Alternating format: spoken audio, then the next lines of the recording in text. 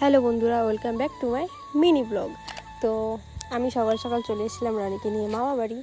তো তারপরে ভাবলাম আম মাখা করা যাক। তো তারপরে চলে আসলাম আম কোড়াতে। তো এবার না আম এমনই হয়েছে না, সব আম পড়ে যাচ্ছে গাছ থেকে। তুমি দেখো, তোমরা পুরো নিচে পুরো বিছিয়ে গেছে আমে। তো তারপরে বেছে বেছে নিয়ে নিচ্ছিলাম বড় বড় আমগুলো। তো তারপর আর কি চলে যাচ্ছি আম মাখাতে। তো আম মাখা চালুও করে দিয়েছি।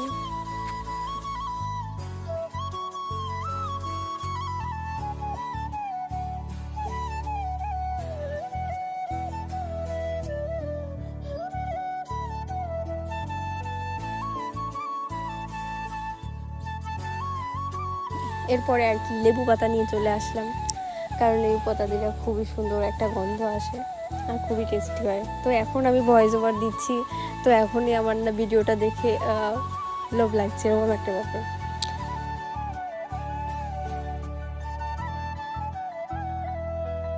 তো আমার মতন কাদের কাদের আম মাখা খেতে খুবই ভালো লাগে, আর এবছরে আম মাখা খাওয়া হয়ে গেছে কাদের কাদের, অবশ্যই কমেন্টে জানিও।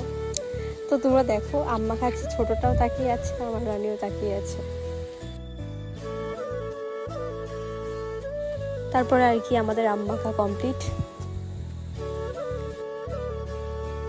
তারপরে আমার রানীকেও দিয়ে দিচ্ছিলাম আম মাখা। তো আমাদের তো আম মাখা কমপ্লিট, খাওয়াও কমপ্লিট। তো আজকের মতো ভিডিওটা এখানেই শেষ করছি। তো দেখা হচ্ছে পরের ভিডিওতে। টাটা বন্ধুরা।